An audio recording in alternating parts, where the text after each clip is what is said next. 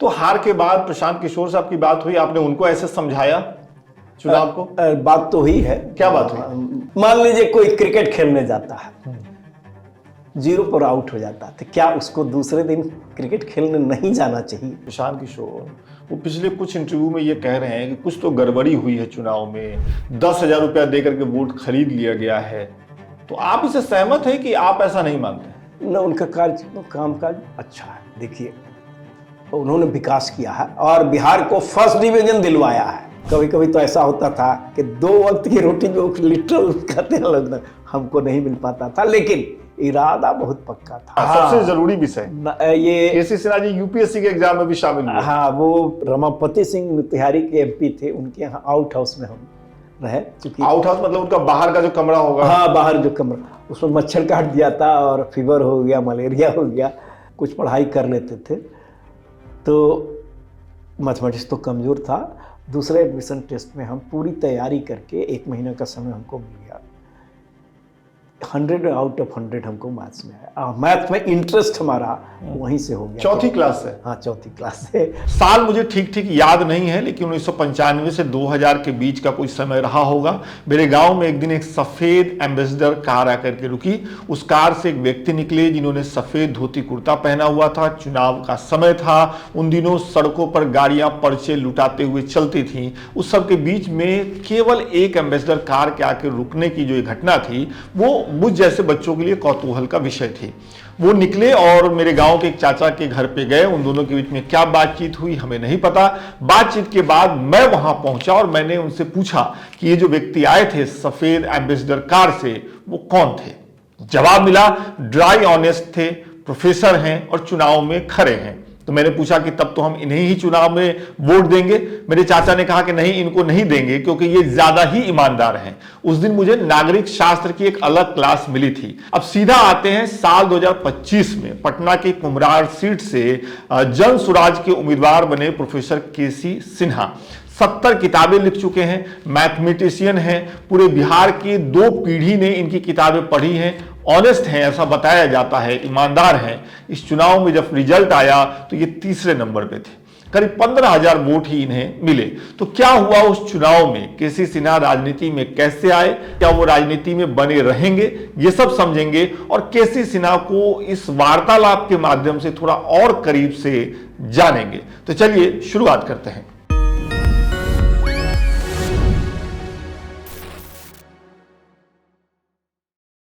बड़ा मुश्किल चुनाव रहा आपका, आपके जीवन का पहला चुनाव था, निपट गया है, कैसा लग रहा है अब? बहुत अच्छा लग रहा है। देखिए, हर तरह का अनुभव होना चाहिए। और राजनीति से तो देश चलता है, इसलिए कि हमारा देश सबसे बड़ा, विश्व का सबसे बड़ा प्रजातांत्रिक देश है और राजनीतिक पार्टियां हैं, तो इसका भी अनुभव होना चाहिए। अनुभव होना चाहिए। तो अनुभव की जब बात कर रहे हैं तो आपका जो ये चुनाव हुआ, इसमें आप तीसरे नंबर पे रहे। हाँ, बिल्कुल। मुझे लगता है कि आपको 15,017 वोट मिले। 15,017 वोट मिला। तो कैसे देखते हैं अपने चुनाव को? क्या उम्मीदें थी आपको अपने चुनाव से? देखिए, आप इतना ही समझ के चल रहे थे या इससे ज्यादा? नहीं, ज़्यादा समझ कर चल रहे थे। ये एक होता है कि 48 घंटा या 3 दिन पहले बहुत सारे मुद्दे बदल जाते हैं और हम लोग मुद्दा को लेकर के जनता के बीच गए। शिक्षा, रोजगार और पलायन रोकने की बात किए और इन सब बातों को हम जितने लोगों को समझा पाए उतने वोट से आए। और खासकर युवा जो हमारे स्टूडेंट्स भी रहे हैं, उन लोगों का वोट तो निश्चित रूप से आया है। और बाकी लोगों को हम समझा नहीं पाए, यही हम कह रहे हैं कि हम समझा नहीं पाए। आगे फिर प्रयास किया जाएगा। प्रयास करेंगे? हाँ, बिल्कुल, छोड़ेंगे नहीं? बिल्कुल, प्रयास तो करते रहना चाहिए। और बच्चन साहब तो कही गए, हरिवंश राय बच्चन साहब के, कोशिश करने वालों की कभी हार नहीं होती। तो आप कोशिश करने के लिए तैयार हैं? बिल्कुल। बहुत लोग ये बात कर रहे हैं कि केसी सिन्हा जी तो वीसी रहे हैं, प्रोफेसर रहे हैं, एसी रूम में रहे हैं, तो एक चुनाव के बाद थक जाएंगे, हट जाएंगे, हार जाएंगे। नहीं, ऐसा देखिए, हम शिक्षक हैं, हम बच्चे को क्या कहते हैं, एक अटेम्प्ट में अगर सफल नहीं हुआ तो हम क्या कहते हैं? हम कहते हैं कि दूसरा अटेम्प्ट लो और अपने कमियों को देखो कि क्या कमियां रह गई हरिवंश राय बच्चन साहब फिर कह गए थे, असफलता एक चुनौती है, स्वीकार करो, क्या कमी रह गई देखो और सुधार करो। तो यही हम लोग कहते हैं, तो हमारे ऊपर भी तो ये लागू होता है। तो अब जब कमी और सुधार की बात आप कर रहे हैं, हमने चुनाव प्रचार के दौरान आपका कैंपेन भी देखा। आपका कैंपेन इस मायने में बिहार का एकमात्र कैंपेन था जहां पे उम्मीदवार के पैरों पर वोटर्स गिर रहे थे। वो वीडियोस भी हमने देखे कि आप पार्क में जा रहे थे और एक तरफ से लड़के आपको पैर छू करके प्रणाम कर रहे थे, जबकि चुनाव के समय हम देखते हैं कि उम्मीदवार जो है जनता के पैरों पे गिरते हैं वोट के लिए। तो एक तो वो दृश्य हमने देखा, दूसरी तरफ चुनाव में आपको 15,000 वोट आए, आप तीसरे नंबर पे रह गए। आप कह रहे हैं कि आप मुद्दे नहीं समझा पाए, तो आपने अपने चुनाव का और थोड़ा गहरा विश्लेषण किया है क्या, जो कमी सुधार वाली बात आप कह रहे हैं? देखिए, समय भी कम मिला, ज़्यादा समय रहता तो शायद हम समझा पाते। और विद्यार्थियों से बहुत सम्मान मिलता है, जो एक शिक्षक हैं और शिक्षक को सम्मान छोड़कर और कुछ नहीं चाहिए। तो हमारे विद्यार्थी 2 जनरेशन के हैं। हम तो क्षेत्र में गए तो ऐसे भी लोग, ये चीफ इंजीनियर साहब मिले, कहे कि हम भी आपके स्टूडेंट रह चुके हैं, हमारा बेटा भी रह चुका है, वो भी नौकरी कर रहा है। तो बहुत सुखद अनुभूति होती है और यही तो हमने कमाया है, यही हमारी कमाई है। तो जनता के बीच गए, फिर जाएंगे। कमी कहां रह गई? मैं आपकी बात अगर थोड़ा सा किनारे कर दूं, आपने कहा कि समय कम मिला। जन सुराज पूरी पार्टी जो आपकी रही, उसकी जो पूरी प्लानिंग रही, उसका भी हश्र इस चुनाव में बहुत खराब हुआ। तो पार्टी में कहां कमी रह गई?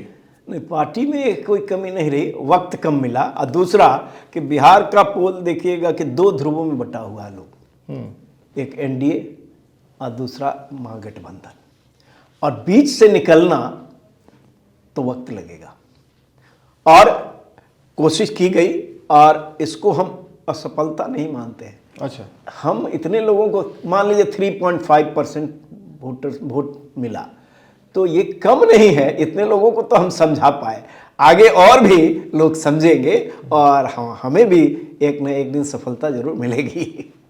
एनडीए की मतलब ये बहुत दिलचस्प बात आप कह रहे हैं। मतलब आपके चेहरे पे हंसी और आपका जो ये बताने का तरीका है कि आप इसको असफलता नहीं मानते हैं, आप इसका एक पॉजिटिव पक्ष देख रहे हैं कि चलो 3% वोट भी तो मिला पार्टी को। लेकिन एनडीए को जो इतनी बड़ी जीत मिली बिहार में, सिन्हा साहब, इतनी भयंकर जीत मिली जिसकी शायद किसी को उम्मीद नहीं थी, उसके पीछे क्या वजह आपने देखा, अगर आपने थोड़ा विश्लेषण किया तो? देखिए, एनडीए की जीत हुई तो हमने कहा ना कि 2 पोल में बटा हुआ। 48 घंटा या 72 घंटा पहले जनता को ये लगी कि ये नहीं आ पाएंगे, तो शायद ये भी एक कारण रहा होगा कि ये नहीं आ पाएंगे तो हम इन्हीं को वोट दें जो सरकार पहले से है। और नेचुरली उनके कामों को, उनका भी काम है किया हुआ, दूसरे गठबंधन का भी काम है, लोगों ने तुलना किया होगा। और तीसरे को आने में वो समझे होंगे कि अभी तो ये नई पार्टी है, उस हद तक सरकार सत्ता में नहीं आ सकते हैं, इसलिए जो थे पहले से उनको वोट दिया। ये पब्लिक का देखिए, अंतिम निर्णय तो जनता की होती है और सिरोधार्य होना चाहिए। सिरोधार्य होना चाहिए। हाँ, बिल्कुल। देखिए, तात्कालिक लाभ पर भी लोग जाते हैं, लेकिन बिहार आगे तभी बढ़ेगा जब दीर्घकालिक काम किया जाए बिहार को आगे ले जाने के लिए। तो मैटर तो करता है, तात्कालिक जो काम किया जाता है वो मैटर करता है। और थोड़ा सा अगर जैसे लिमिटिंग फ्रिक्शन एक होता है, अगर उससे थोड़ा सा और फोर्स लगा दीजिएगा तो मूव करने लगेगा। जैसे किसी चीज को तो फ्रिक्शन रोकता है, ये साइंस का। हाँ, एक समय तक रोकता है, लेकिन उससे ज्यादा अगर बल लग जाएगा तो मूव करने लगता है। तो वही बात है, लिमिटिंग फ्रिक्शन में तो उससे वो तात्कालिक जो सरकार ने किया उसका भी असर हो सकता है। तो हार के बाद प्रशांत किशोर साहब की बात हुई, आपने उनको ऐसे समझाया चुनाव को? बात तो हुई है। क्या बात हुई? 1 to 1 तो बात नहीं हुई, क्योंकि पूरा जितने प्रत्याशी थे सबों का एक मीटिंग हुआ था और हमने भी कहा कि निराश और हताश होने की जरूरत नहीं है। शिक्षक तो यही कहेंगे कि निराश, मान लीजिए कोई क्रिकेट खेलने जाता है, 0 पर आउट हो जाता है, तो क्या उसको दूसरे दिन क्रिकेट खेलने नहीं जाना चाहिए? सब लोग कहते हैं कि जाना चाहिए, प्रयास करना चाहिए। तो ऐसा भी उदाहरण है कि जो आगे चल करके बहुत अच्छा किए, तो यही मान करके हम लोगों को भी प्रयास करना चाहिए, प्रयास जारी रखना चाहिए। बिल्कुल। नीतीश कुमार अभी इस बार भी बिहार के मुख्यमंत्री बने, चुनाव से पहले उनकी तबीयत खराब है, उम्र हो गई, इसको लेकर के बहुत बातें होती थी। सिन्हा साहब अभी एक बार फिर से वो मुख्यमंत्री हैं।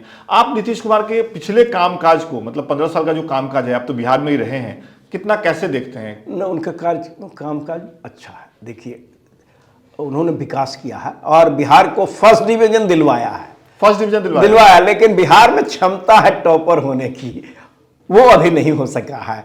और हमारा कहना भी यही था कि मुद्दों पर आइए, शिक्षा, रोजगार की बात कीजिए, पलायन रोकने की बात, और कुछ हद तक दूसरी पार्टियां भी इस मुद्दे को पर आ गई थी। इस चुनाव में आप देखिएगा कि मुद्दों की बात होने लगी थी। हाँ, मुद्दों पे बात हुई थी, बिल्कुल आप सही कह रहे हैं। एक और चीज़ है कि हार के बाद ज़्यादातर राजनेता घरों में बैठे हुए हैं, मीडिया से बात नहीं कर रहे हैं, नज़रें चुरा रहे हैं। आपके नेता एक्सेप्शन है, वो बात कर रहे हैं, आप भी बात कर रहे हैं। आपने तो आगे बढ़ करके घोषणा भी कर दी है बिहार के बच्चों के लिए ऑनलाइन कोचिंग की। मास्टर साहब, मैं उस बारे में थोड़ा सा जानना चाहता हूँ, क्या प्लानिंग है आपकी, क्या करने वाले हैं? देखिए, बिहार को आगे ले जाना है तो शिक्षा ही वो रास्ता हो सकता है। और हम देखते हैं चुनाव में जाने के बाद और उसका ज्ञान हुआ हमको कि वंचित क्लास के बच्चे जो अफोर्ड नहीं कर सकते हैं, और बहुत सारे बच्चे तो ऐसा है कि अपना खेत गिरवी रख करके गार्जियन, अभिभावक उनको भेजते हैं तैयारी करने, प्रतियोगी परीक्षा की तैयारी करने के लिए, ताकि उनको इंजीनियरिंग में जाए, मेडिकल में सफल हो पाए, और नौकरी में अच्छी नौकरी मिल पाए।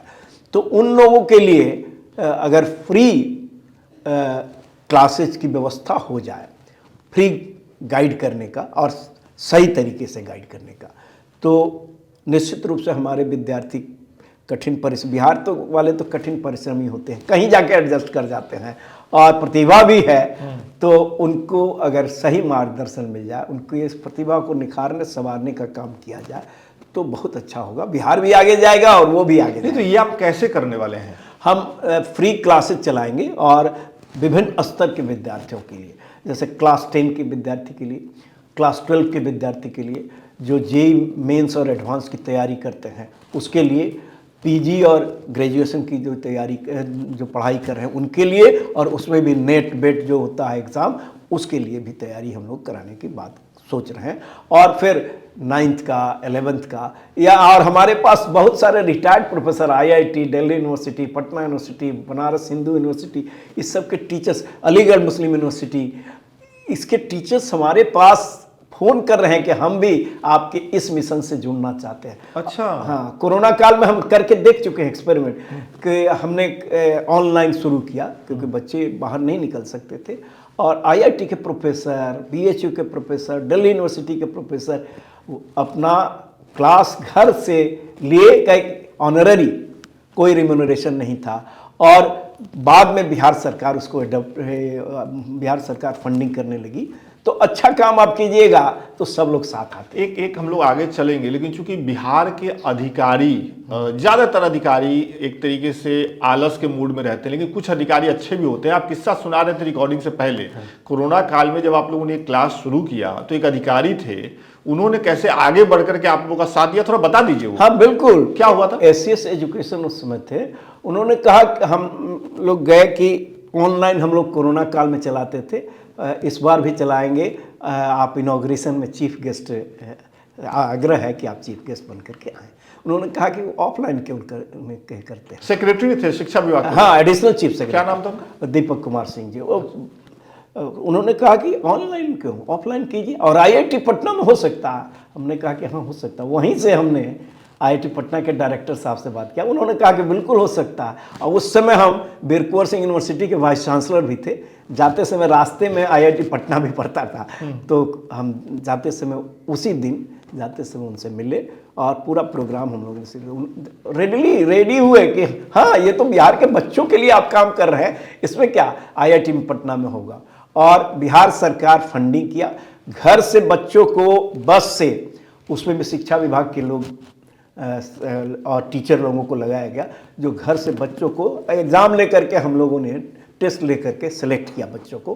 कितने बच्चे सेलेक्ट होते थे? जनरली 3000 बच्चे सेलेक्ट किए जाते हैं, 2000 से 3000, और उन बच्चों को वहाँ घर से लाया गया, हॉस्टल में रखा गया, खाना खाना पीना सब का ये किताब कॉपी सब फ्री था। और आईआईटी के प्रोफेसर, दिल्ली यूनिवर्सिटी के प्रोफेसर, बीएचयू के प्रोफेसर सब आकर के वहाँ आईआईटी के गेस्ट हाउस में रुकते थे और 2-3 दिन रुक करके या जिनको जितना समय था वो क्लास ले करके जाते थे। तो ये आप बच्चों में बहुत उत्साह था, बल्कि जिस दिन ख़त्म हो रहा था तो बच्चे कहे कि और ज़्यादा दिन का प्रोग्राम नहीं हो सकता, देखिए इतना उत्साह था। तो अच्छा काम आप। तो ये अभी भी चल रहा है? हाँ अभी भी चल रहा है। किस नाम से चलता है? कब इसका फॉर्म निकलता है, क्या होता है? हाँ अभी निकला हुआ है अप्लाई करने के लिए, और अप्लाई करने के बाद एग्ज़ाम होता है। Science and technology department exam पहले लेती थी।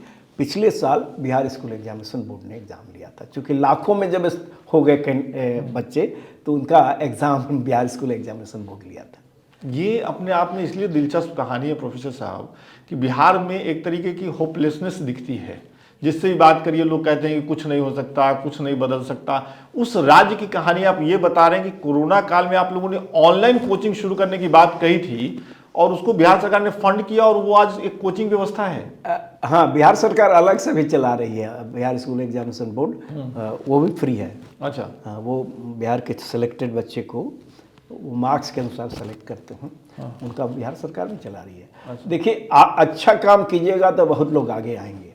और फ्री क्लास हमने जो शुरू किया है, शुरू करने वाले हैं, अब जो करने वाले हाँ आप करने वाले हैं, उसमें भी बहुत लोगों का फोन आ रहा है कि हम भी आपके इस मिशन से जुड़ना चाहते हैं। इसमें तो बिहार सरकार आपको साथ नहीं देगी क्योंकि अब तो आप राजनीतिक आदमी हैं। हाँ ऑनलाइन में देखिए अच्छा काम के लिए सब साथ आते हैं, वो एक अलग पहलू है। दूसरा ये है कि हम बिहार के लिए काम कर रहे हैं, कौन नहीं चाहता है कि बिहार आगे चाहे। तो इसमें ऑनलाइन में तो बहुत कॉस्ट इन्वॉल्व भी नहीं होता है। तो हम लोग ये शुरू करने जा रहे हैं और हमको कब से शुरू हो जाएगा? दिसंबर के फर्स्ट वीक या सेकेंड वीक से हम लोग शुरू कर लेंगे। क्लासेस शुरू हो जाएंगी? डिजाइन कर रहे हैं कि कैसे कैसे क्लास रेगुलर। अच्छा। रेगुलर होगा वो नहीं, और दिन फिक्स रहेगा, टाइम फिक्स रहेगा। हम लोग देख ले रहे हैं, प्लानिंग कर रहे हैं कि कब बच्चे फ्री रहते हैं स्कूल कॉलेज से, तो ताकि हमारा क्लास वो ले सकें, कर सकें। इसमें एक सवाल ये है कि जब आप लोग ये काम करेंगे तो ये जो पूरी एक कोचिंग व्यवस्था है, कोचिंग लॉबी है जो पैसे लेकर के बच्चों को कोचिंग देती है, वो तो खिलाफ हो जाएगी आप लोगों के। उससे कहाँ है, क्योंकि उनका तो पूरा लुटिया डूब जाएगा, आप सारे प्रोफेसर मिलकर के फ्री में पढ़ा देंगे। देखिए हम अपना काम कर रहे हैं, वो अपना काम कर रहे हैं, और गुणवत्ता रहेगी तो सब चलता है। तो हम ये तो नहीं कोचिंग वाले कहते हैं कि और दूसरे कोई नहीं पढ़ाए, फ्री नहीं पढ़ाए। नहीं, लेकिन मेरा सवाल ये है कि उनका तो पूरा मार्केट चलता है, पैसा दो और कोचिंग करो, और आप कहने क्या फ्री में करवाएंगे? हाँ बिल्कुल हम लोग फ्री में कराएंगे। तो उनको उनके बिजनेस पे तो चोट पहुंचेगी ना। देखिए ये हम इसको ऐसे नहीं देखते, वो अपना काम कर रहे हैं, हम लोग अपना काम करेंगे। और समाज ने हमको बहुत कुछ दिया है, अब तो पे बैक करने का समय है। अब पे बैक करना चाहिए। बहुत सारे ऑफिसर्स भी, IAS IPS ऑफिसर भी तैयार हैं। अच्छा। हाँ वैसे लोग भी हैं जो चाहते हैं कि हम भी क्लास लेंगे, तो वैसे लोग भी हैं। ये जो ऑनलाइन कोचिंग का प्लान है आपका, इसको लेकर कितने लोगों से आपकी बात हुई है जो पढ़ाने के लिए तैयार हैं? जुड़ रहे हैं लोग, और उसको हम लोग कंपाइल कर रहे हैं, बातचीत चल रही है। और शुरू करने के लिए तो गणित से शुरू करेंगे तो हमको किसी का बहुत ज़रूरत है नहीं, लेकिन जुड़ रहे हैं, गणित वाले पहले आएंगे, और सब्जेक्ट का भी लोग कह रहे हैं कि हम करना चाहते हैं। तो क्यों नहीं। देखिए गांव देहात में भी वैसे लोग भी हैं, जैसे रिटायर्ड शिक्षक, वो चाहते हैं कि हम भी पढ़ा दें, केवल सम्मान के साथ उनको ले जाइएगा तो वो तैयार है पढ़ाने के लिए। रिटायर्ड शिक्षक, इन सबों की सेवा लेनी चाहिए। अनुभव और जुआ, ये दोनों को एक साथ। टेक्नोलॉजी में जुआ आगे हैं, पुराने लोग ओल्ड स्कूल वाले टेक्नोलॉजी में आगे नहीं है, तो जुआओं का उसमें योगदान लेना चाहिए उनको। और अनुभव जो है, अनुभव, इन दोनों को एक साथ लाइएगा तो रेजोनेंस हो जाता है, लोग कहते हैं ना। तो ये बहुत, तो ये प्लान आपने प्रशांत किशोर के साथ शेयर किया, ये तो बहुत एक्साइटिंग। पहले उस फोरम पर भी मीटिंग कुछ हुई है। अच्छा। हाँ 6-7 मीटिंग हो चुका है, और उसमें नेतरहाट टाइप का स्कूल की बात और भी पढ़ाई लिखाई की बात। हाँ वो तो घोषणा में थी, हो रही है। नहीं, ये जो आप ऑनलाइन करने वाले हैं, हाँ, तो इसको लेकर के आपकी पार्टी का क्या रुख है? पार्टी से इस पर डिटेल में बात नहीं हुआ, लेकिन पार्टी के नॉलेज में है। अच्छा। पार्टी के नॉलेज में है। अच्छा, एक सवाल यहाँ बड़ा दिलचस्प है लोगों के मन में कि रिटायर्ड VC, प्रिंसिपल, प्रोफेसर ये सब राज्यसभा जाते हैं, है ना, सीधा रिटायर्ड होते हैं, राज्यसभा जाते हैं, अपना 5 साल 10 साल रहते हैं, फिर घर बैठते हैं, पूर्व सांसद कहलाते हैं। केसी सिन्हा जी ने ये चुनाव लड़ने का कहाँ से फैसला कर लिया? देखिए, प्रशांत किशोर जी पटना साइंस कॉलेज के इंटरमीडिएट के विद्यार्थी थे 91-93 बैच में। अच्छा। मैं पटना यूनिवर्सिटी का गणित का शिक्षक था, तो उस समय से हम लोग एक दूसरे को जानते हैं और मैंने किताबों का यूज उन्होंने भी किया है, जैसा कह रहे थे। और जब भी मिलते हैं हम लोग तो वो पुराने उस समय के शिक्षकों के बारे में पूछते हैं कि वो कहाँ हैं, कैसे हैं। तो शिक्षकों से एक लगाव तो होता ही है।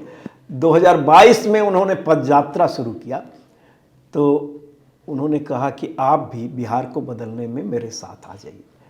हमने कहा कि अभी तो हम कुलपति हैं और जो जिम्मेदारी सरकार हमको दी है बीच में हम नहीं छोड़ सकते हैं। 2024 के अगस्त में मेरा टर्म पूरा हो रहा, तब हम सोचेंगे।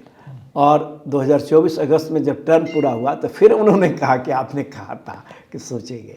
तो 2 अक्टूबर 2024 को इस पार्टी की स्थापना हुई, जन स्वराज पार्टी की, और 6 लोग जो वहाँ संबोधित किए मंच से, उसमें एक मैं भी था।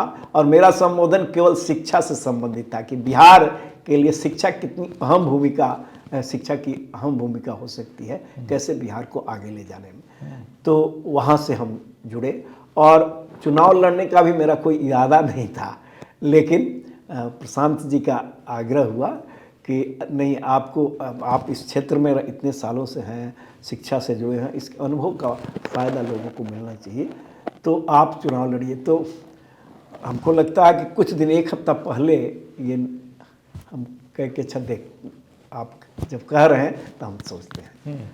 और नाम अनाउंस हो गया तब तो विड्रॉ करने की बात ही नहीं थी क्योंकि एक बार देखिए, हमारा इरादा पक्का होता, अगर कह दिया हाँ तो अपने वर्ड पर हम कायम रहते हैं।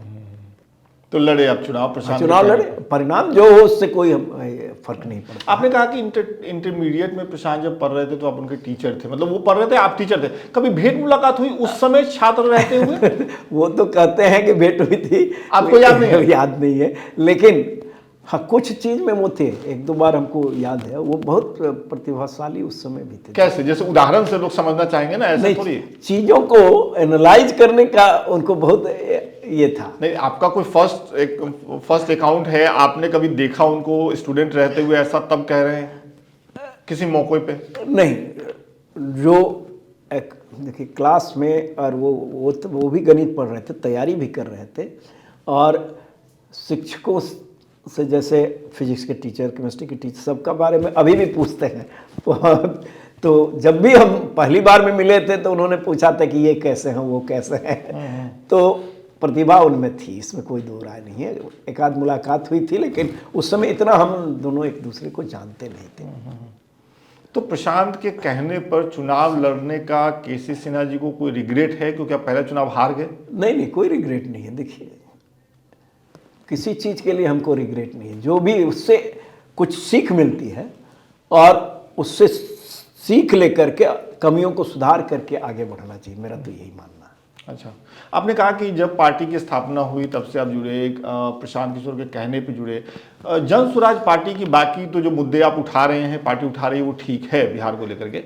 एक चीज जो लोगों के दिमाग में खटकती है वो है कि प्रशांत किशोर का बार बार ये कहना है कि शराबबंदी हम जिस दिन सरकार में आएंगे पहले दिन हटा देंगे। आप तो प्रोफेसर रहे, टीचर रहे, आप मुझे बताइए कि क्या बिहार से शराबबंदी हटा देना सही फैसला होगा?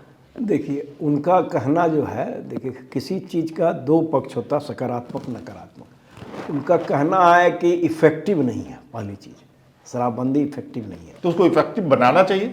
दूसरी बात कि इससे रेवेन्यू का लॉस हो रहा है और इससे गरीब परिवार के बहुत लोग जेलों में बंद हैं। वो अपना बचाव नहीं कर पाते हैं, आर्थिक रूप से कमज़ोर हैं। तो इन सब बातों को देखते हुए उनका कहना था कि शराबबंदी हटा लेना चाहिए। इफेक्टिव है नहीं तो हटा लेना, आज जो रेवेन्यू आएगा उसको हम शिक्षा पर लगाएंगे। दूसरी बात, हमारा कहना है कि शराबबंदी हम करेंगे लेकिन लोगों को शिक्षित करके, दबाव दे करके नहीं, शिक्षित करके हम करेंगे। हमारा यही कहना है और शिक्षा पर इसीलिए विशेष जोर दे रहे थे। और उस पैसे जो रेवेन्यू का लॉस हो रहा उस रेवेन्यू को हम शिक्षा पर ही खर्च करेंगे। नेतरहाट टाइप के स्कूल खोलने की ब्लॉक लेवल पर बात की गई, हमारी पार्टी ने ये बात किया। और उस तरह का अगर स्कूल खुलता है तो हमारे बच्चे को अपने जहाँ रहते हैं आसपास में ही गुणवत्तापूर्ण शिक्षा, क्वालिटी एजुकेशन मिल जाएगा। और बुनियाद अगर अच्छा हो गया 12th तक तो आगे तो और अच्छा करेंगे ही। चुनाव से पहले आपसे एक पत्रकार ने पूछा कि भाई जो दूसरी पार्टियां हैं उनके पास बाहुबली हैं और पैसे वाले लोग हैं, आप लोग कैसे फाइट करेंगे? तो आपने कहा कि हमारे पास भी बाहुबली लोग हैं, जिसमें मैथमेटिशियन है, प्रोफेसर हैं, पढ़े लिखे लोग हैं। तो अब तो रिजल्ट आया प्रोफेसर साहब, तो ऐसा समझ में आता है कि आपके बाहुबली जो थे वो उनके बाहुबली से हार गए। क्यों हुआ ऐसा? देखिए, दो बाहुबली अगर रहते तो एक तो हारते हैं, लेकिन कोई जरूरी नहीं कि आगे भी वो हारते ही रहे। हमने कहा था कि बाहुबली को लाइए, शिक्षा के क्षेत्र के बाहुबली, स्वास्थ्य के क्षेत्र के बाहुबली, टेक्नोलॉजी के क्षेत्र के बाहुबली, समाज सेवा के क्षेत्र के बाहुबली, कानून के क्षेत्र के बाहुबली, कृषि के क्षेत्र के बाहुबली, हर क्षेत्र के बाहुबली यानी अनुभवी लोगों को लाइए और इस बाहुबली को इससे रिप्लेस कर दीजिए, बिहार का बहुत कल्याण होगा। तो क्यों नहीं समझ पाए बिहार के लोग ये, अगर इसको ऐसे पूछें? समझेंगे। देखिए, आप ये देखिए, कोई जेपी एजुटेशन शुरू हुआ था तो पहले इतने लोग थोड़ी इसमें थे। हमारे हॉस्टल में भी मीटिंग होती थी, 20-25 लोग आते थे, 50 लोग आते थे। धीरे धीरे विद्यार्थी युवा वर्ग जुड़ते गया और युवा जब आगे आते हैं तो बदलाव होता है। तो समय तो लगता ही, जेपी एजुटेशन 74 में शुरू हुआ था और 77 में वो ये जब इलेक्शन हुआ तो पब्लिक के अंदर एक था, रोष था। और ऐसा हुआ था कि उस समय तो बिहार, यूपी सब में एक भी एमपी कांग्रेस का नहीं जीत पाया था। तो समय लगता है। वैसे ही गांधी जी का आंदोलन तो एक दिन का थोड़ी था और गांधी जी को ट्रेन से बाहर फेंक दिया गया। अगर वो नहीं हुआ रहता तो शायद गांधी जी यहाँ भारत में आकर के उस तरह का आंदोलन नहीं खड़ा पड़ते, क्योंकि उनका इरादा पक्का। उनसे एक चीज़ तो हम लोग सीखते हैं कि पक्का इरादा और आत्मविश्वास वाले व्यक्ति गांधी जी। कद काठी से तो बिल्कुल लीन एंड थीन थे, लेकिन पक्का मजबूत इरादे, मजबूत इरादा ठान लेते थे वो करने। हाँ बिल्कुल, वही बात यहाँ भी हम करना चाहते हैं। आपसे भी लोग यही सवाल पूछ रहे हैं कि आपने जन सुराज का साथ थामा है, प्रशांत किशोर के आप टीचर रहे हैं, उनके कहने पे पार्टी में आ गए हैं, तो लोग ये पूछ रहे हैं कि केसी सिन्हा जी हार तो नहीं जाएंगे? क्योंकि अब लड़ाई लंबी है, 5 साल की लड़ाई है, विपक्ष में रहने की भी जगह नहीं है। तो केसी सिन्हा जी हार तो नहीं जाएंगे, थक तो नहीं जाएंगे कि छोड़ो हटाओ कहाँ राजनीति? अपनी बातों को लोगों तक ले जाने में हारने की क्या बात है? वक्त चाहिए और लगे रहिए, फिर कहेंगे कि लगे रहिए, प्रयास जारी रखिए, सफलता जरूर मिलेगी। क्या बात है, क्या बात है, बहुत शानदार। इसी के साथ हम लोग अपनी बातचीत के नेक्स्ट टॉपिक पे बढ़ते हैं और इस टॉपिक में मेरी कोशिश होगी अपने दर्शकों के लिए गणितज्ञ प्रोफेसर केसी सिन्हा जी को और थोड़ा करीब से जानने की। मैं जब रिसर्च कर रहा था तो एक अंग्रेजी अखबार में मैंने एक आर्टिकल पढ़ा जिसमें ये लिखा हुआ था कि आपका जन्म कैमूर में हुआ, भभुआ कैमूर में। नहीं, भभुआ नहीं, आरा में हुआ था। और कैमूर का ब्यूर गांव, चैनपुर ब्लॉक में ब्यूर गांव है और वहाँ 85% या 85% आबादी मुस्लिम आबादी है। अच्छा। हमारे गांव का। और वहाँ हमारे दादाजी रहते थे, उनकी फादर भी रहते थे। हमारे दादाजी आरा में वकालत शुरू किए और हमारे फादर भी आरा में वकालत करते थे। लेकिन दादाजी ज़्यादा गांव पर रहते थे, आरा में भी रहते थे। वैसे ही हमारे फादर भी। तो गर्मी की छुट्टी इस सब में हम लोग जाके 1-2 महीना वहीं रहते थे, कैमूर। हाँ, गांव पर। और हाफिज साहब के स्कूल में मेरी नहीं, एक मिनट आराम से। देखिए, अंग्रेजी अखबार में भी रिसर्च गड़बड़ हो गया, तो मैं इसलिए चाहता हूँ ये क्लियर हो जाए। तो आपका जो गांव है वो कैमूर में है? कैमूर के रहने वाले हैं, हमारा गांव कैमूर में अभी भी है। आपका परिवार कैमूर का है, लेकिन आप लोग रहे आरा में? हाँ, आरा में हमारे फादर वकालत करने लगे। नहीं, आप बोले दादाजी भी? दादाजी भी करते थे आरा में ही? हाँ। अच्छा, बताइए। तो आपके परिवार में कौन कौन लोग थे? आपको अपने परिवार के बारे में क्या याद है? हमारे फादर और 2-3 सिस्टर, और तीनों से दादाजी का डेथ बहुत पहले हो गया था, तो हमारे फादर को ही तीनों सिस्टर की शादी करनी पड़ी। तो आर्थिक तंगी में हम लोग पले बढ़े हैं। आर्थिक तंगी थी और बहुत सामान्य वकील थे। तो 2-3 सिस्टर का शादी किए और 6 हम लोग, 4 भाई और 2 बहन। इन लोगों को पढ़ाया लिखाया और सिस्टर का शादी भी किए, तो आर्थिक तंगी थी। और कभी कभी तो ऐसा होता था कि 2 वक्त की रोटी जो लिटरल कहते हैं लोग ना, हमको नहीं मिल पाता था, लेकिन इरादा बहुत पक्का था। हमारे मदर 7th पास थी और वो पढ़ाती थी, हिंदी पढ़ाती थी हम लोगों को, तो पक्का इरादा था पढ़ाने का उन लोगों में था कि हम अपने बच्चे को, इसीलिए सब लोग हम लोग पोस्ट ग्रेजुएट हैं, सब भाई सब भाई बहन भी? हमारे बड़े भाई तो बहुत बड़े विद्वान हैं, हमसे जस्ट बड़े हैं, जो फिलोसफी के Indian council of philosophical research के चेयरमैन भी थे, अभी भी Shimla institute of advance studies में अभी हैं वो। अच्छा, क्या नाम है सर? RC सिन्हा, बहुत बड़े फिलोसफी के बहुत बड़े इंटरनेशनल फेम के वो विद्वान हैं। अच्छा। तो आपका जन्म किस साल का है? हमारा जन्म 1954 का है। 54। 47 में आज़ादी मिली, उसके बाद 10 साल बाद आप पैदा हुए। तो 54 के बाद 10 साल और जोड़ लेते हैं, क्योंकि 10-11 साल के बाद लोगों को याद रहना शुरू हो जाता है। तो जैसा आपने बताया कि लिटरल मीनिंग जो किताबों में लिखा जाता है कि 2 जून की रोटी नहीं मिलती थी, क्या याद है सर आपको? मतलब किस तरह की दिक्कत होती थी? दिक्कत होती थी इसलिए कि खर्च था और वकालत चलता नहीं था। देखिए, वकील ज़रूर थे, लेकिन गांव पर हम लोग ज़्यादा समय गांव पर ही रहते थे, इसलिए कि वहाँ से जो भी कुछ इनकम होता था, मतलब अनाज होता था, वो सब हम लोग लाते थे आराम में। तो ये सब तो होता ही है। एक बार हमको याद है कि सत्येंद्र नारायण सिन्हा एजुकेशन मिनिस्टर थे, हमारे जिला स्कूल आरा में 64 में आए थे, और हुआ कि हम क्लास के मॉनिटर थे, क्लास 8 में थे, कि वाइट शर्ट पहनना है और ब्लू पैंट। मेरे पास वाइट शर्ट नहीं था। हमको याद है कि 5 रुपये का शर्ट, तो 5 रुपया कहाँ से इंतजाम हो, तो एक बर्तन बेच करके हमारी माँ दी कि 5 रुपये शर्ट खरीद लो। तो उजला शर्ट खरीद करके उस कार्यक्रम में हम शामिल हुए थे। ये भी हमको याद है। 64 में, 1964 में। उस समय एजुकेशन मिनिस्टर थे सत्येंद्र नारायण सिन्हा साहब। तो अब इस तरीके से गए कार्यक्रम में। हाँ, आपकी माता जी का बहुत योगदान है इसका मतलब। हाँ बिल्कुल, पक्का इरादा वाली थी। बच्चों को पढ़ाना है। हाँ, पढ़ाना है और घर परिवार भी चलाना है, सब कुछ करना है। बिल्कुल। पिताजी की आय उतनी है नहीं, उतनी नहीं थी, लेकिन उसी में सब कुछ करना है। हाँ, उसी में करना है। आपने टॉप किया था अपने? हाँ, टॉप किया में? था। हाँ। किस क्लास में?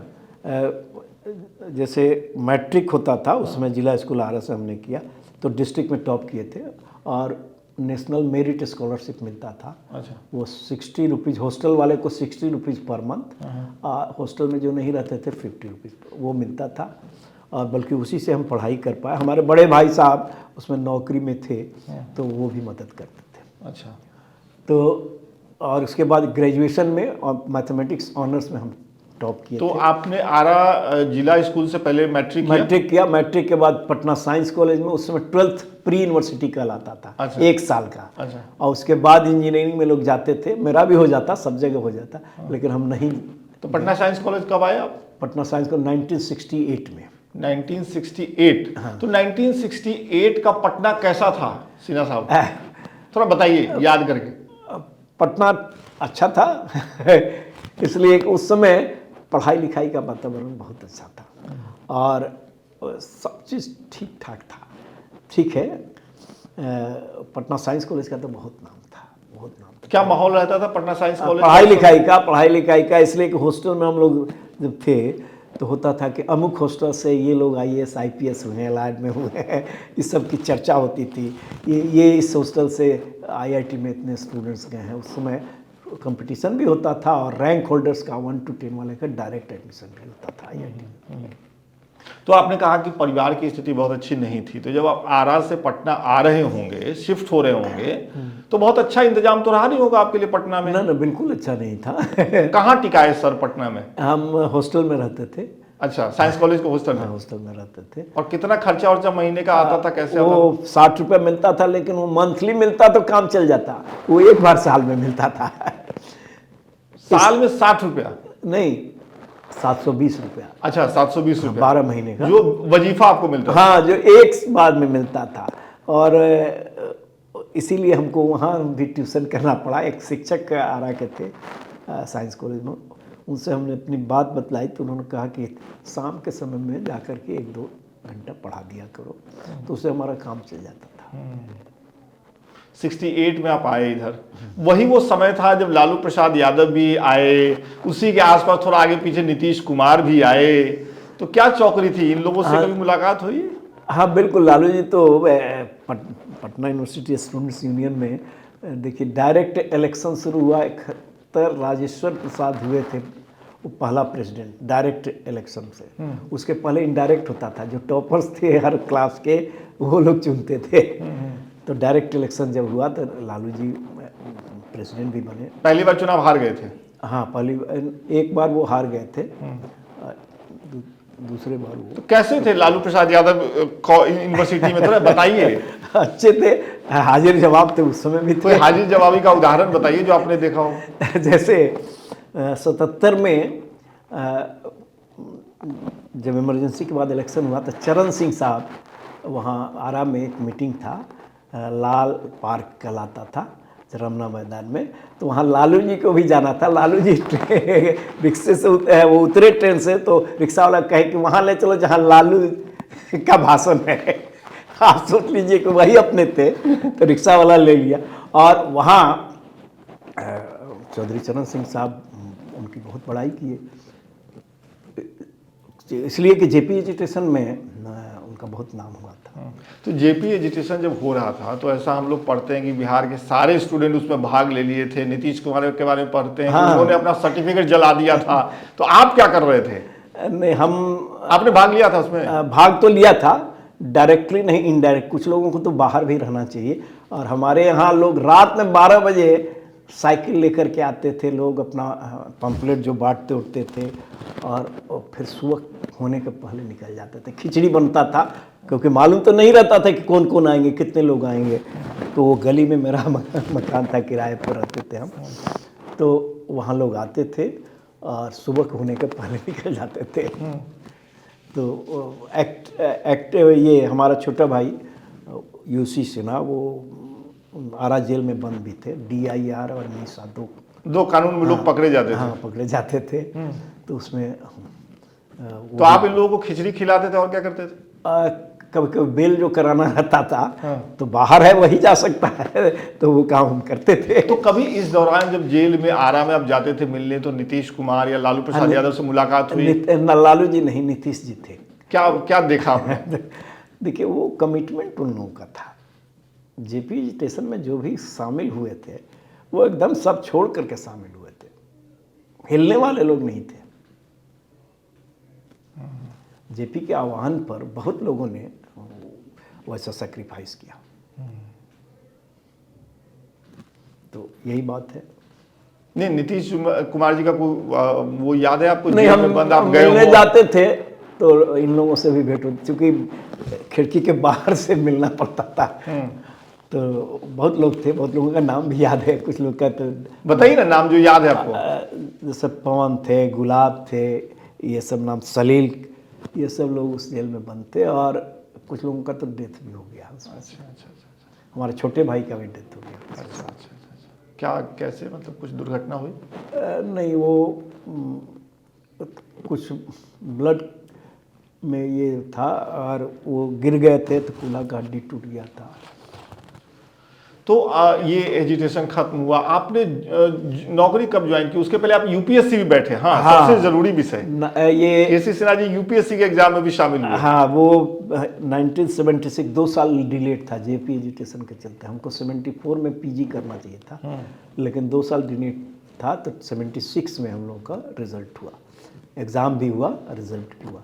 और 76 के नवंबर में फिर हम CSIR के स्कॉलरशिप पर रिसर्च ज्वाइन किए। लेकिन in the meantime Arrah Magadh university में वैकेंसी निकला और मेरा हो गया। 10 लोगों में पहला नाम मेरा था। और यूपीएससी भी 1977 में हम क्वालिफाई किए। यूपीएससी की कहानी बताइए। बहुत से लड़के यूपीएससी देते हैं और न होने पे निराश हो जाते हैं, तो आपकी कहानी से कुछ बल मिलेगा? नहीं, 1977 में हम यूपीएससी दिए। उस समय IPS, एलाइड और IAS। IPS में 2 पेपर लेना पड़ता था, लोअर पेपर। एलाइड के लिए 3 पेपर लेना पड़ता था और आईएएस के लिए 2 हायर भी लेना पड़ता था, मतलब 5 पेपर। तो ये सब में हम क्वालिफाई किए थे पहले अटेम्प्ट में। हाँ, क्वालिफाई किए थे। AR किदवई साहब हमारे चेयरमैन थे यूपीएससी के उस समय इंटरव्यू बोर्ड में। और इंटरव्यू के समय हम कुछ पहले दिल्ली चले गए थे कि कुछ कोचिंग वोचिंग देखेंगे कि कर सकते हैं। कोचिंग था उस समय यूपीएससी? राव साहब का एक था। अच्छा। उसमें 2-4 दिन गए भी थे हम जस्ट टिप्स लेने।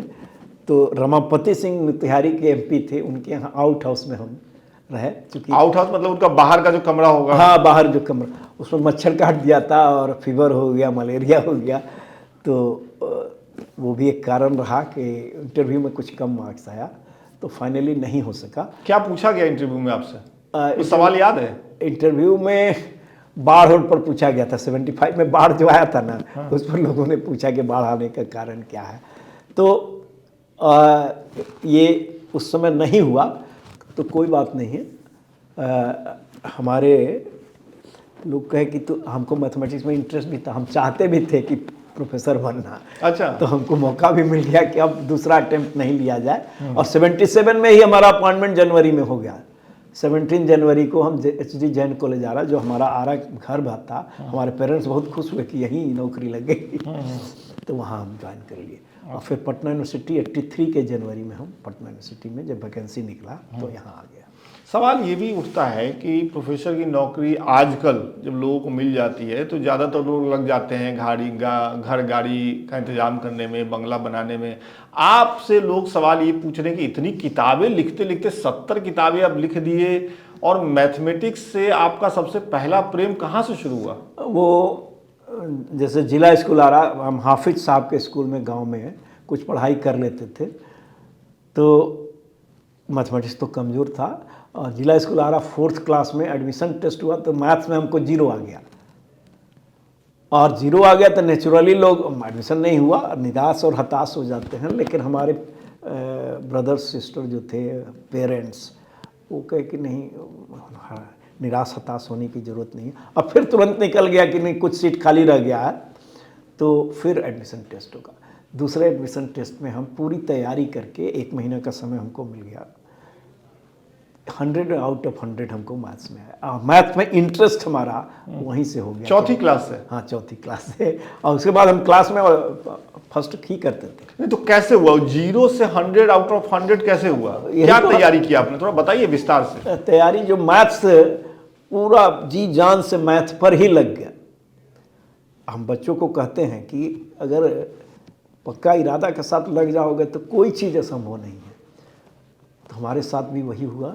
और मैथ्स में हम बहुत अच्छा किया। आगे तो मैथ्स में हमको 199 ऐसे आता था। अच्छा, हमेशा? हाँ।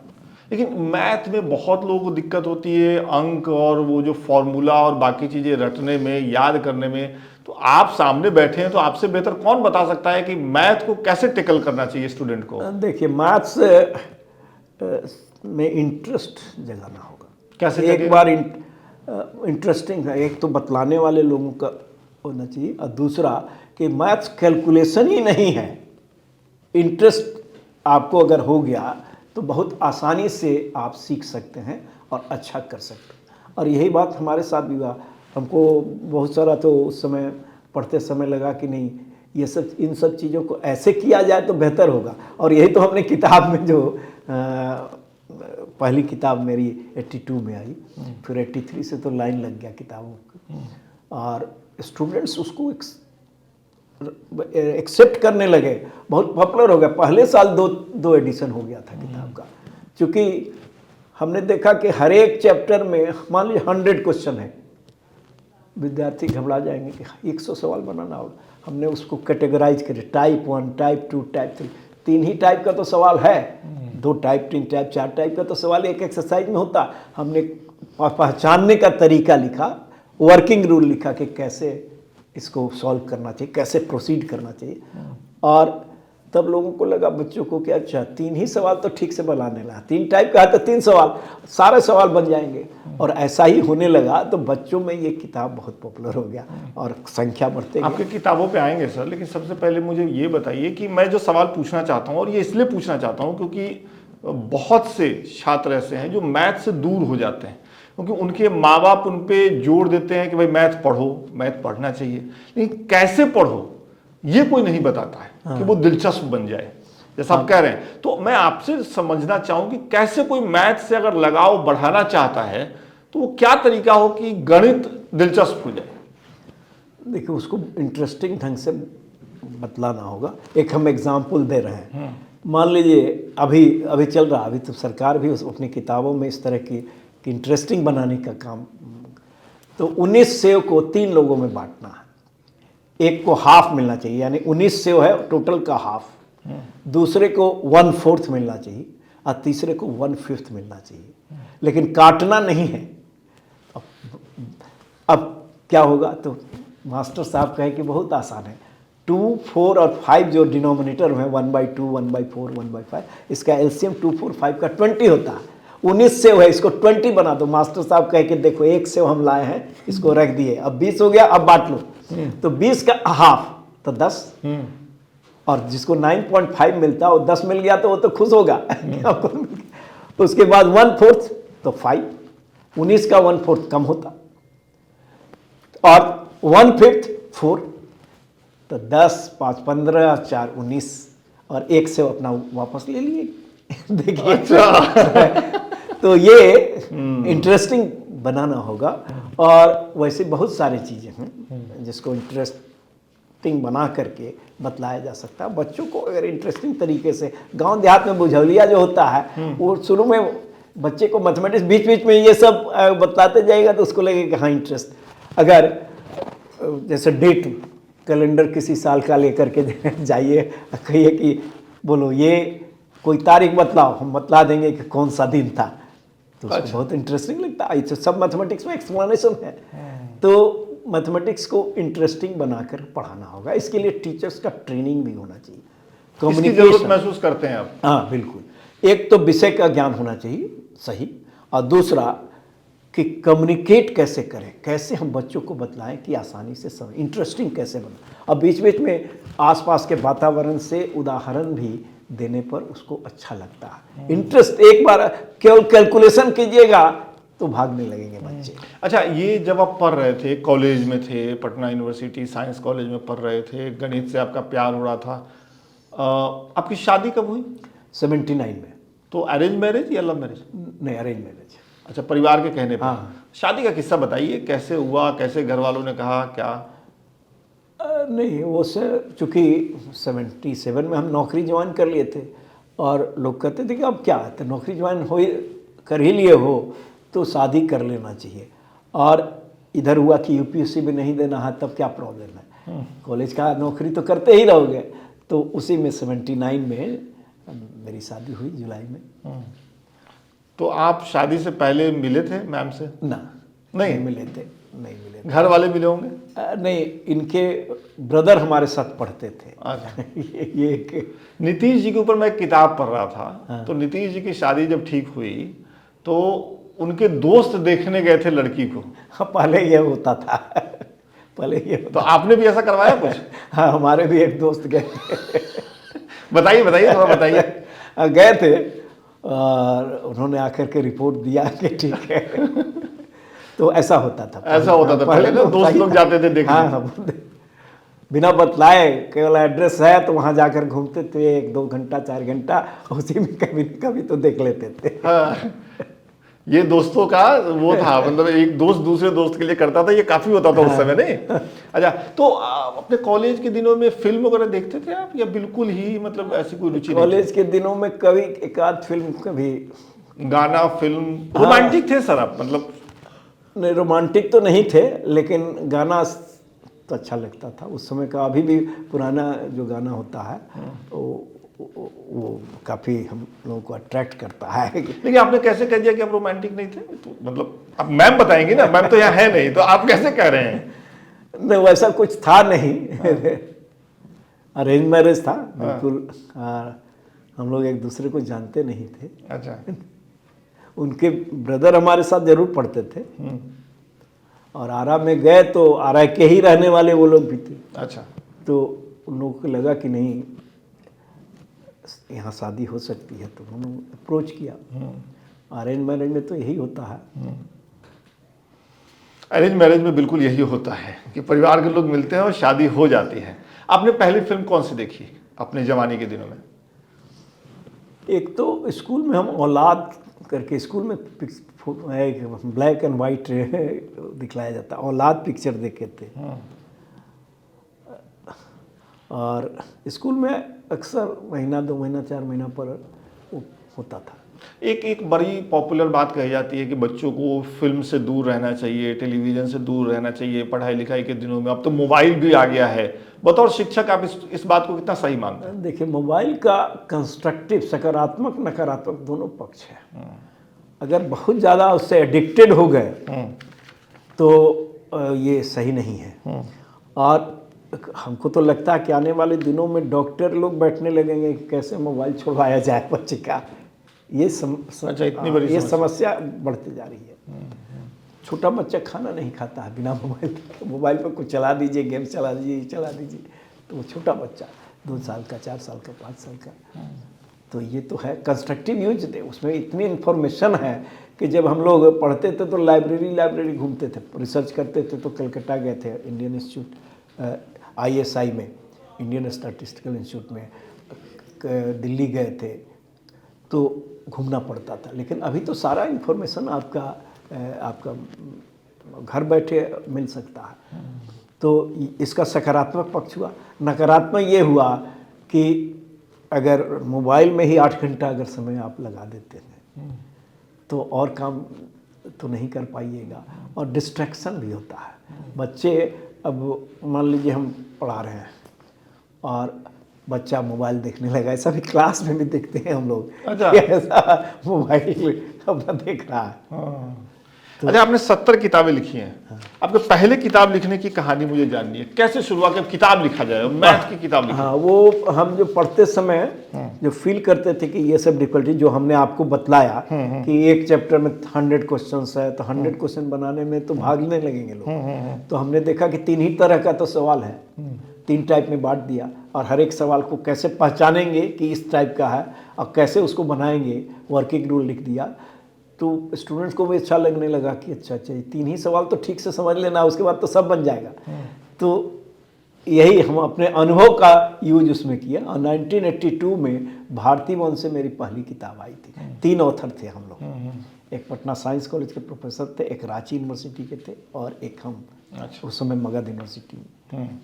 और उसके बाद इंडिपेंडेंटली भी, क्योंकि वो किताब भी अच्छी चली, तो पब्लिशर हमारे पास कि आप सिंगल ऑथर लिख दीजिए मेरे लिए किताब। तो उसके बाद इंग्लिश में किताब। तो ये बताइए, नौकरी, यूनिवर्सिटी की नौकरी, पढ़ाना लिखाना, फिर 70 किताबें लिखना, तो घर से तो शिकायत होती होगी कि मतलब सारा समय तो उधर ही चला जा रहा है? नहीं, रात में जैसे 9 बजे बैठते हैं, 12-1 बजे तक। क्या रूटीन रहता था आपका? हाँ, 9 बजे बैठे तो 12-1 बजे तक, कभी 2 भी बज जाता था किताब लिखने का काम। और सुबह हम अर्ली राइजर नहीं है, लेट राइजर है। 7 बजे हम उठते हैं, आराम से उठते हैं, टेंशन क्या लेना है। और हमारी वाइफ बहुत कोऑपरेटिव, बल्कि कुछ तो उनका राइटिंग अच्छा था, तो कुछ हम लिख देते थे तो वो उतारती थी। पहली किताब में तो मैन्युस्क्रिप्ट भी मेरे पास है। तो उनको पैसा पे किया? सब तो उन्हीं का है। अच्छा, तो ये आपने बताया कि आप आराम से उठते हैं। पढ़ाई लिखाई के साथ एक ये चीज़ बड़ी जुड़ी हुई है कि भोर में उठ के पढ़ना चाहिए, 3 बजे पढ़ना चाहिए, सुबह पढ़ना चाहिए, तो याद ज़्यादा रहता है। बताइए थोड़ा। हाँ बिल्कुल, हमारे हमारे समय में यही था। हमारे फादर भी सुबह उठ करके पढ़ाते थे अलजबरा। अलजबरा याद है हमको, 4 बजे सुबह उठ करके। अब जाड़े के दिन में रजाई में हम घुसे रहते थे, और वो पढ़ करके वो पढ़ते थे ये फार्मूला ऐसा है, ये फार्मूला ऐसा। तो देखिए, पहले के गार्जियन भी कितना मेहनत करते थे। तो ये सुबह वाला कॉन्सेप्ट क्या है कि भोर में पढ़ना चाहिए, इसका फायदा होता है? हमारे समझ से पहले संसाधन नहीं था। जैसे ये लाइट, बिजली, तो गांव देहात में वो ढिबरी से, लैंटर्न से पढ़ाई करते थे। तो सुबह में रोशनी हो जाएगी तो ज़्यादा आसान होगा। और लोग कहते थे कि याद रहता है सुबह का पढ़ाई किया। लेकिन आजकल के बच्चे तो रात में पढ़ते हैं, कोई हर्ज नहीं। हमारा मानना है कि वक्त से कोई मतलब नहीं, आप जहाँ पढ़िए शांत चित्त होकर के पढ़िए, वो ठीक है। वो सही रहता है। हाँ बिल्कुल। अच्छा, अब आते हैं थोड़ा सा आप पे जो आपने जो जिम्मेदारियां निभाई, मतलब प्रोफेसर रहते हुए फिर आप प्रिंसिपल बने, उसके बाद वीसी भी बने। मैं पढ़ रहा था कि एक ही समय में आप 3 यूनिवर्सिटी के वीसी हाँ थे। बिल्कुल बिल्कुल। तो ये कितना मुश्किल होता होगा एक साथ 3 यूनिवर्सिटी का वीसी होना? मुश्किल तो होता है, क्योंकि समय जितना चाहिए 3 जगह देने पर तो बढ़ जाएगा। तो 2-2 दिन हम जाते थे, संडे को भी काम करना पड़ता था। और ऐसा है कि अनुभव का फ़ायदा, एक जगह का अनुभव दूसरे जगह आप यूज कर सकते हैं। तो वही हम काम करते थे और 2-2 दिन जाते थे तीनों यूनिवर्सिटी में, 2-2 दिन। जब तो काम हो जाता था 2-2 दिन में? हाँ, काम हो जाता था, इसलिए कि क्या काम है, अगर आप समर्पित हैं, समर्पित मैंने अपने काम के प्रति, तो उतने समय में भी काम हो सकता है। अच्छा, ये यूनिवर्सिटी, बिहार की यूनिवर्सिटी सबसे ज़्यादा पीड़ित इस बात से है कि सेशन लेट होता है। ये बीमारी कब से शुरू हुई? वो कोरोना काल से तो बहुत बढ़ गया था हमारे समय में। पहले भी था? उसके पहले भी था। हमारा अपना एग्ज़ाम हमारा 2 साल डिलेड हो गया था जेपी एजुटेशन के चलते, तो होता था। और जब हम वाइस चांसलर थे, पटना यूनिवर्सिटी का सेशन तो बिल्कुल ठीक था, नालंदा ओपन का भी ठीक था, लेकिन जेपी यूनिवर्सिटी का या मगध यूनिवर्सिटी में जो हम गए तो उसका सेशन लेट था। लेकिन अब सब ठीक हो गया। अब सब ठीक हो हाँ गया? बिल्कुल, सेशन रेगुलर हो गया। कब से? हमको लगता है कि 1 साल से ज़्यादा ही हो गया। अच्छा। हाँ, सब 2-3 यूनिवर्सिटी का थोड़ा डिलेड था, लेकिन अब वो भी ठीक हो गया, क्योंकि गवर्नर साहब और शिक्षा विभाग पूरा उस पर जोर दिया, हर मॉनिटरिंग किया, तो अब सेशन बिल्कुल ठीक हो गया, सेशन डिलेड नहीं है अब। एक बिहार में उड़ती उड़ती बात लोग चौक चौराहों पे, खासतौर पे स्टूडेंट ये करते हैं कि फलाना साहब फलाना यूनिवर्सिटी के वीसी बने हैं तो बड़ा बीव केस पहुंचाए होंगे। तो आप जब रहे हैं इस पद पे, तो अपने समय का अनुभव बताइए कि क्या लेन देन चलता है वीसी के पद में? देखिए, कौन सी यूनिवर्सिटी का वीसी पद चाहिए? हम कहीं अब मांग करके कुछ नहीं हुए, तो जब मांगने नहीं जाएंगे तो वो हो ही नहीं। आपने सुना होगा किसी और के बारे में? बातों पर जब तक प्रमाण नहीं है, सुनी सुनाई बातों पर यकीन नहीं करना चाहिए। और जैसे हम ही वाइस चांसलर बने, फिर दूसरे यूनिवर्सिटी का चार्ज मिल जाता था, तो वो जैसे मगध का रिजल्ट निकालना था, तो लोगों ने कहा कि आप जाइएगा तो हो जाएगा, और ऐसा हो भी जाता था। हम गए, रिजल्ट निकाल लिए, इसलिए कि स्टूडेंट जो है ना, वो ज़्यादातर स्टूडेंट मेरे कहीं ना कहीं किताब का यूज किए या डायरेक्टली पढ़ाई किए थे, तो हमको वो जिंदाबाद मुर्दाबाद वाला सामना नहीं करना पड़ता था, और कोऑपरेट करते थे स्टूडेंट्स और टीचर्स भी।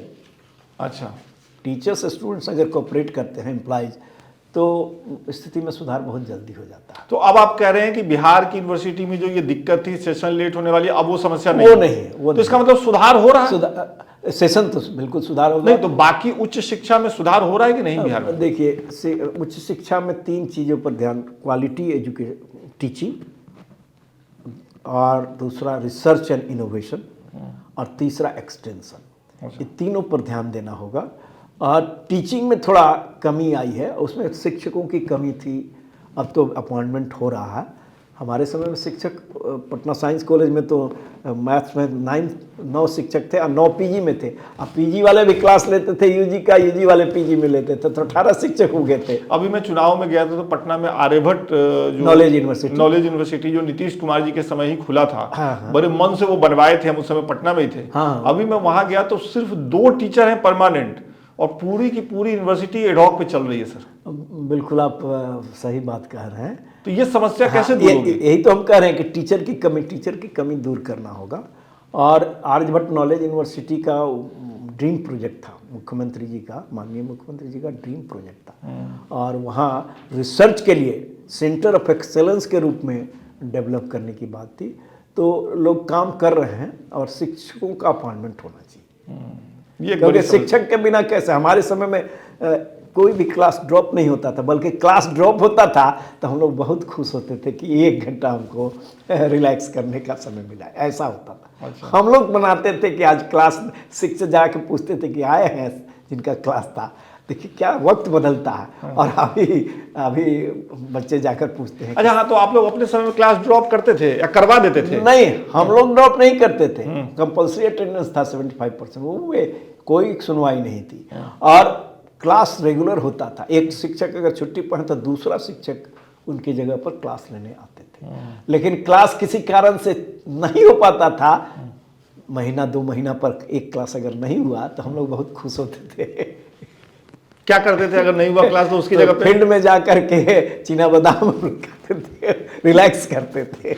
समय नहीं मिलता था ना, क्लास पर क्लास होता है।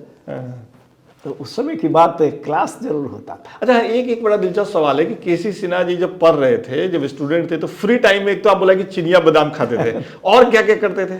और गप होता था और तरह तरह की बातें होती थी आपस में। देखिए हम लोग इंटरेक्ट करते हैं तो शिक्षकों के बारे में बात की, अमुक शिक्षक कैसे हैं, वो बड़ा कड़े हैं, वो आते हैं तो पूरा चीज़ 1 घंटे में ही पढ़ा देते हैं। बहुत सारे शिक्षक उस समय समर्पित शिक्षक होते थे।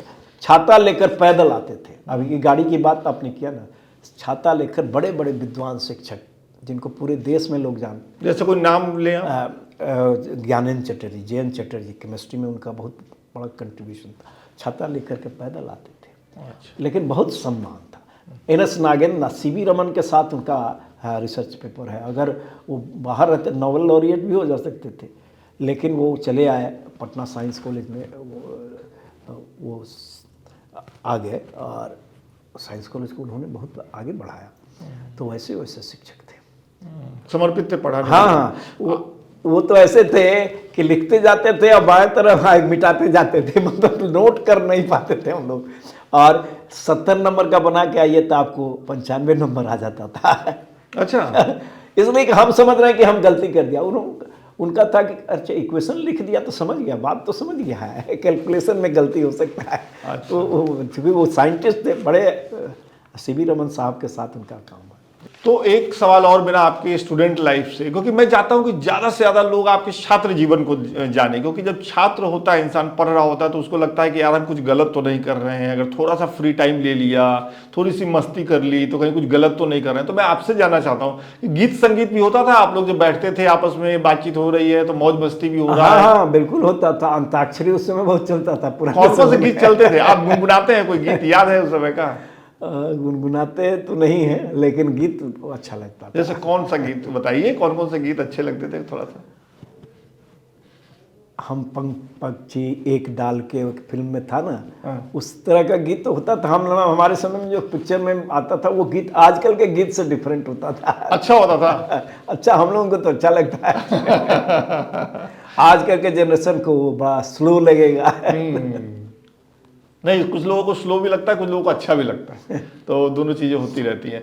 तो अब हम लोग सोशल मीडिया के कुछ सवाल ले लेते हैं। फेसबुक से विकास यादव पूछ रहे हैं कि मेरा सवाल ये है कि केसी सिन्हा सर चुनाव लड़ने के बाद गणित और चुनावी गणित में क्या अंतर महसूस कर रहे हैं?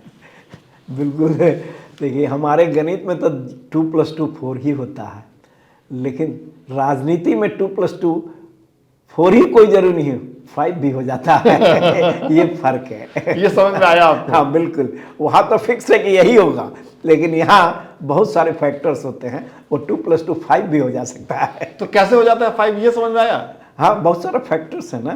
जैसे 24 घंटा पहले कोई ऐसा र्यूमर मान लीजिए हो गया, या सही बात भी हो गया, तो बदल जाता है।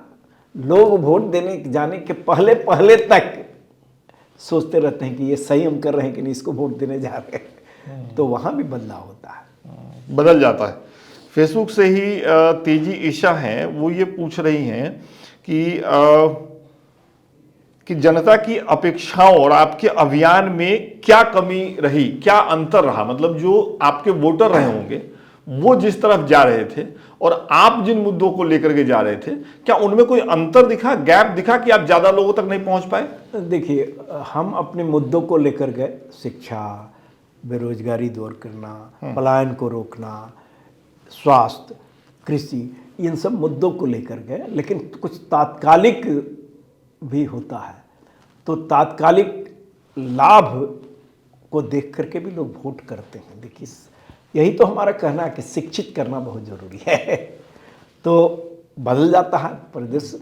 हमारे समय में यूपीएससी का हम आपने पूछा था कि यूपीएससी में हमारे समय ऐसे 150 नंबर का होता था। तो एक टॉपिक था to a man with empty stomach food is God. इसी पर हम ऐसे लिखे थे। हमको याद है कि 88 मार्क्स आया था, क्योंकि हम अपने ये तो कहीं किताब में था नहीं, अपने तो अपना अनुभव लिख दिया। अपना अनुभव लिख दिए थे हमने।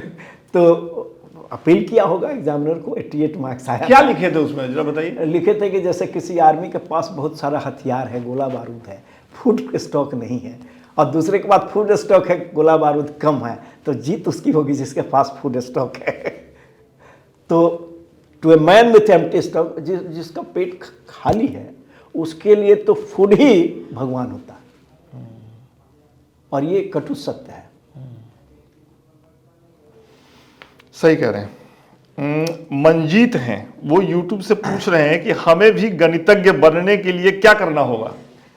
लगे रहना होगा और बच्चों को कैसे पढ़ाएं, होमवर्क भी करके आना होगा। देखिए हमारे टीचर थे तो जो 3 प्रूफ में 2 गलत बतलाते थे पहले, और तीसरा में सही, और पूछते थे कि क्या सही है, तो हम लोग कहते थे कि सही है, या कोई कहते पॉइंट आउट करता था कि नहीं यहाँ गलती आपने किया, तो पूरा क्लियर हो जाता। देखिए होमवर्क करके, पहले के टीचर समर्पित होते थे, होमवर्क करके आते थे क्लास में, और क्लास में बच्चों को अगर नहीं समझाए तो उनको ग्लानि महसूस होती थी। हम लोगों ने देखा है कि वो टीचर फिर अगले दिन फिर से आकर के उस चीज़ को और क्लियर करते थे।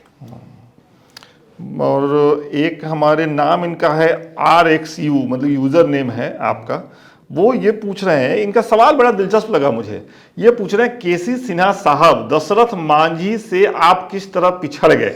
हम दशरथ मांझी जो शायद आपसे कम शिक्षित हैं, उसको आपसे ज़्यादा जानते हैं, और वो आपसे ज़्यादा वो लोग को इम्प्रेस करने में कामयाब रहे, क्यों।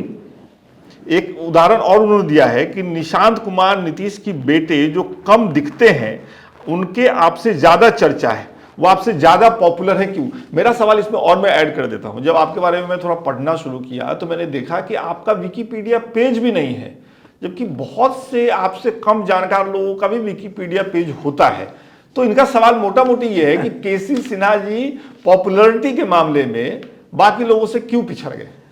देखिए प्रचार प्रसार में हम लोग बहुत ध्यान नहीं दिए, और हम माउथ पब्लिसिटी, हम लोगों का जो भी हुआ माउथ पब्लिसिटी हुआ। उस समय ये सब चीज़ था भी नहीं। जो भी बच्चा कि हाँ उनकी किताब अच्छी है तो वो माउथ पब्लिसिटी होता था, तो दूसरे बच्चे भी उस किताब से पढ़ाई करने लगते थे। और दशरथ मांझी जी का वो कंट्रीब्यूशन देखिए, पक्का इरादा था, पक्का इरादा था उनको कि पहाड़ क्यों नहीं हम तोड़ सकते हैं, और उन्होंने करके दिखाया। यही तो बच्चों को हम कहते हैं कि जब दशरथ मांझी पहाड़ को तोड़ सकते हैं, अकेला शख्स ये काम कर सकता है, तो आप क्यों नहीं कर सकते हैं। केवल इरादा पक्का रखिए। तो सोशल मीडिया के सवाल तो यहाँ खत्म हो गए हैं। अब मेरे एक सवाल मेरा है और जो मेरे दिमाग में अभी अभी आ रहा है, और उसके बाद कुछ चेहरे मैं उनके नाम लूंगा, आप बताइएगा एक एक लाइन में कि उनके बारे में क्या सोचते हैं, है ना, वो बाद में करेंगे। एक सवाल बिहार को लेकर के उठता है बार बार कि बिहार से केसी सिन्हा आते हैं, बिहार से सबसे ज़्यादा IAS IPS आते हैं, ये रिकॉर्ड भी बिहार के नाम है। बिहार देश में सबसे पिछड़ा राज्य भी है, ये भी रिकॉर्ड आता है बिहार के जिम्मे ही। तो सवाल लोग ये पूछते हैं कि फिर इतने अच्छे पढ़े लिखे अधिकारियों के होने का क्या मतलब। अब मैं आपके साथ 10 मिनट बैठा था, आपने मुझे बता दिया कि नागालैंड के जो राज्यपाल हैं वो आपके बैचमेट हैं, फलाने जगह के जो तमिलनाडु के जो कई राज्यों के चीफ सेक्रेटरी आपके बैचमेट हैं। तो सवाल उठता है कि फिर इतने अच्छे लोग फिर बिहार की ये दुर्दशा क्यों, कहाँ खप जाते हैं ये सारे लोग। मतलब पढ़ लिख करके अधिकारी बनते हैं, फिर वो कहाँ खप जाते हैं कि राज्य की तरक्की नहीं हो पाती है। देखिए राज्य की तरक्की के लिए जनता को आगे आना होगा, इसलिए कि हम समझा रहे हैं, और हो सकता है हम में कमी हो, हम समझा नहीं पाए, वक्त लगेगा और जनता समझेगी जरूर। कभी ये सेंटर था भी, पाटलिपुत्रा, सम्राट अशोक और नालंदा यूनिवर्सिटी, विक्रमशिला यूनिवर्सिटी, ये तो शिक्षा का केंद्र था ही। गिरावट आई, लेकिन फिर लोग प्रयास कर रहे हैं, तो एक न एक दिन जरूर फिर पुनः गौरव को हम लोग वापस पा पाएंगे। अभी का अच्छा जी, मुझे लगता है कि जब तक हम अभी जो हमारी कमी है हमारी कोशिशों में उसको जब तक आइडेंटिफाई नहीं करेंगे प्रोफेसर साहब, तब तक आगे के लिए कैसे कोशिश बिल्कुल बिल्कुल, क्या कमियां रह गई उसको आइडेंटिफाई, पहचान करना होगा, उस पर काम करना होगा। और हर गांव में अब बच्चे वैसे भी हैं जो पढ़ाई करके आए हैं, उन लोगों को साथ लाना होगा। वो समझा सकते हैं हमारी बात, हम उनको समझाएंगे, वो अपने गांव वाले को समझा सकते हैं, अपने टोला मोहल्ला वाले को समझा सकते हैं, और एक दिन ज़रूर लोग समझेंगे। हमने पहले भी कहा कि तात्कालिक लाभ पर भी लोग चले जाते हैं और दीर्घकालिक वो सब लोग नहीं देख पाते हैं। तो वैसे एक लोग कम, आप स्वतंत्रता आंदोलन के बाद देखिए ना, समय लगा, अंग्रेज आंदोलन शुरू हुआ, अंग्रेज छोड़ कर तो नहीं चले गए, धीरे धीरे लोगों तक जाता था। हाँ, अभी ये आप कह सकते हैं कि अभी तो टेक्नोलॉजी का इतना आगे बढ़ गया है कि सब लोगों तक इन्फॉर्मेशन तुरंत पहुंचता है, तो थोड़ा कम वक्त लगेगा और शिक्षित करना होगा। देखिए, शिक्षित होंगे लोग, वो समझ नहीं पाते हैं कि हमारे इंटरेस्ट में क्या है, हमारे इंटरेस्ट के खिलाफ क्या है। वो बातों को समझने लगेंगे तो बदलाव जरूर होगा। चलिए अगले सेगमेंट की तरफ चलते हैं। मैं कुछ नाम लूंगा और आपसे उम्मीद है कि एक एक दो दो लाइन में जो भी आपके दिमाग में पहला थॉट इनके बारे में आ रहा है बताइएगा। प्रशांत किशोर, बहुत प्रतिभावान और बिहार के लिए कुछ करने का इरादा रखने वाले हैं। नीतीश कुमार, नीतीश कुमार विकास पुरुष, विजन वाले हैं और इसमें कोई दो राय नहीं है। लालू प्रसाद यादव, वंचितों को, दबे कुचलों को उन्होंने आवाज़ दिया, ये उनका बहुत बड़ा कंट्रीब्यूशन है। तेजस्वी यादव, तेजस्वी जुआ, ऊर्जा वाले हैं और कुछ करने की तमन्ना है। सफलता तो पब्लिक, जनता के हाथ में है। चिराग पासवान, चिराग पासवान बहुत अच्छे, बहुत सोच, एक एक वर्ड नाप तोल कर बोलते हैं। क्या अच्छा लगता है आपको चिराग पासवान? बहुत है वो, कभी भी आप नहीं देखिएगा कि इधर उधर की बातें करते हैं, वो एक एक शब्द उनका नपातुला होता है। अच्छा, और तेज प्रताप यादव, ऊर्जावान है, बस? हाँ, ऊर्जावान है। आखिर में नरेंद्र मोदी, देशभक्त, देशभक्त। बहुत लोग तो उनके देशभक्ति पे सवाल उठाते हैं। देखिए, हर लोगों का अपना अलग नज़रिया होता है। वोट चोरी करके कहते हैं कि प्रधानमंत्री बन गए, ये मैं नहीं कहता हूँ। देखिए, पब्लिक चुन करके लाई है, थोड़ा बहुत कमी बेसी तो होता है, राजनीति में चलता है। क्या कमी बेसी है? कमी क्या है नरेंद्र मोदी में? वो अपनी बातों को जनता तक ले गए। नहीं, पहले कमी पूछ रहा हूं मैं। कमी देखिए, जनता जब चुन दी